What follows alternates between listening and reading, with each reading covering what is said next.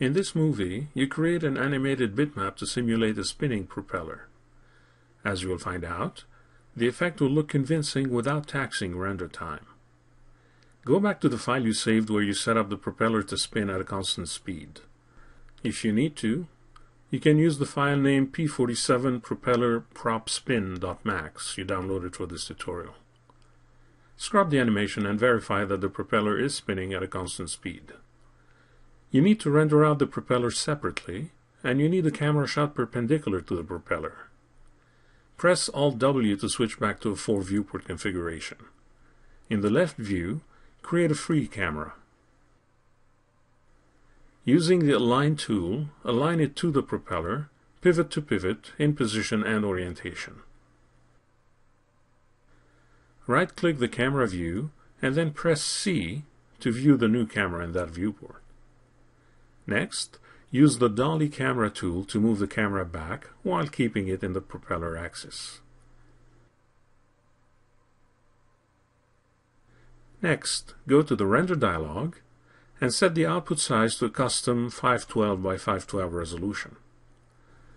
Now adjust the dolly until the propeller fills the space defined by the save frames without going over.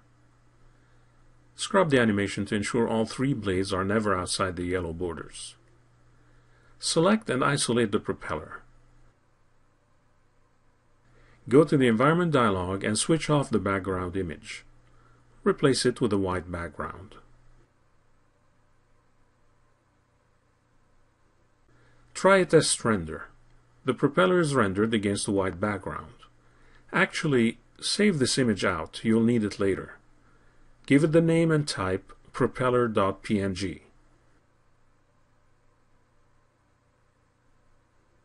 Save it as a 24-bit image with alpha channel. Next, add a motion blur effect as you did in the previous movie. In the Renderer tab, enable motion blur with a shutter speed of 3 and an offset of -1.5.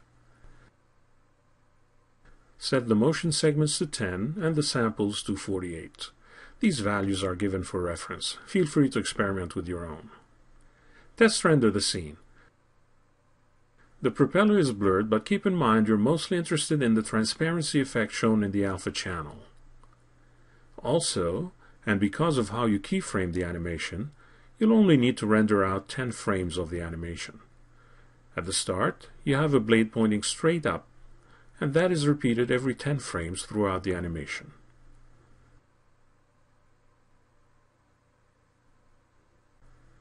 Switch back to the Comment tab in the Rendering dialog and set the time output range from 0 to 9. That would render the first 10 frames of the animation.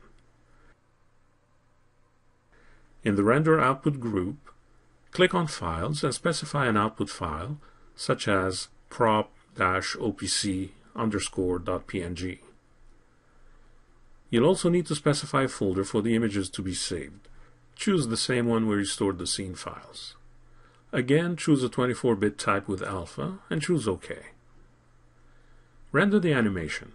Even though it's using motion blur, it shouldn't take too long to render. At the end of it, you should have 10 frames rendered and ready for use. Reopen the same max file without saving it.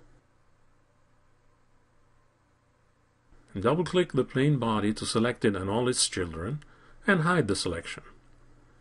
From the Selection Sets list, choose P47 in-flight and click Yes to dismiss the warning. Switch the viewport to the Camera Fly viewpoint. Here you have an animated plane on a path, but it has no propeller.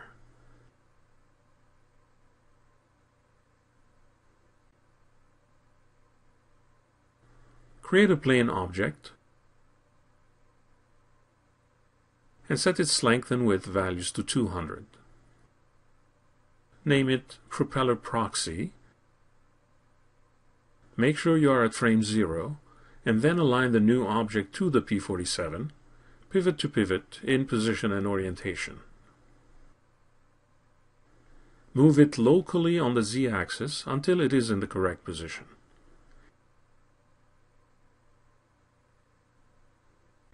Go to the Slate Material Editor, create a new standard material, and apply it to the Propeller Proxy object.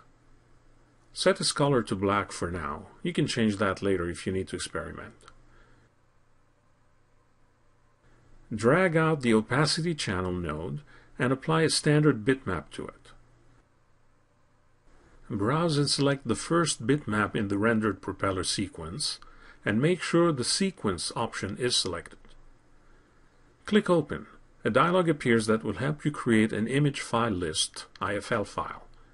An IFL file is a text file that will tell 3ds Max how to display a sequence of images for animation purposes.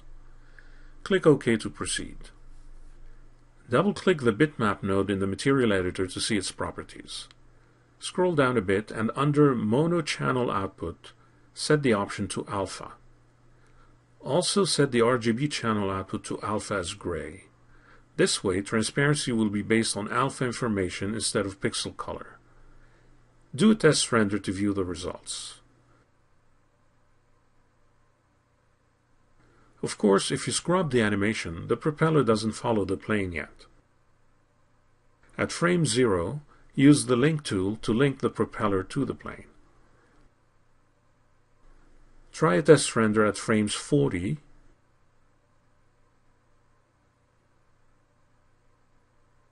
and 100.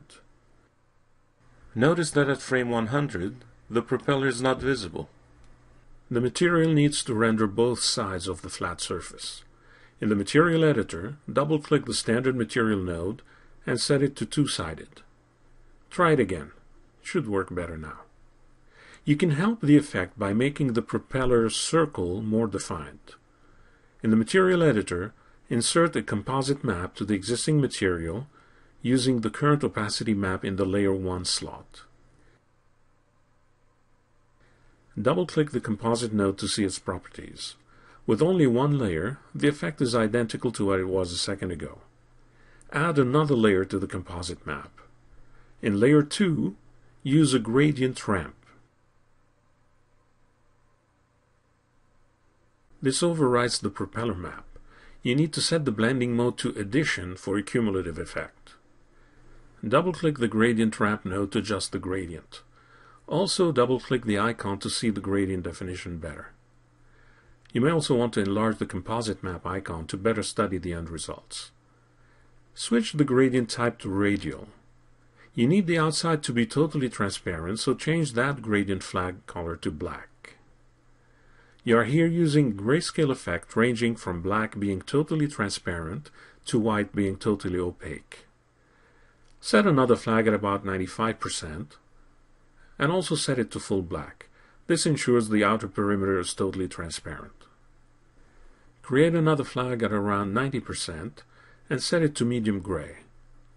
The positions mentioned here at 90% and 95% are given as approximations, as they seem to work well with the three-bladed bitmap underneath. Set the remaining middle flag to be positioned at 80% and give it a darker gray color. Set the first existing flag to an even darker gray that is not totally black. Again, feel free to experiment with values you feel give you the better results. Render again. If you feel the effect is too opaque, you can change the gradient values. Even easier, you can simply tone down the opacity of the gradient layer in the composite map. Render again. Once you are satisfied, consider that you can also work on the diffuse map accordingly.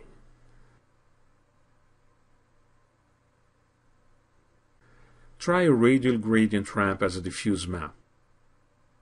Consider a red-white outer color gradually turning to black towards the center.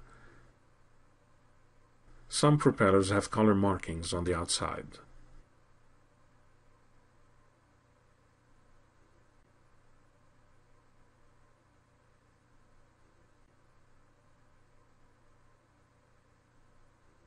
Once you're happy with the results, you can render the animation to disk.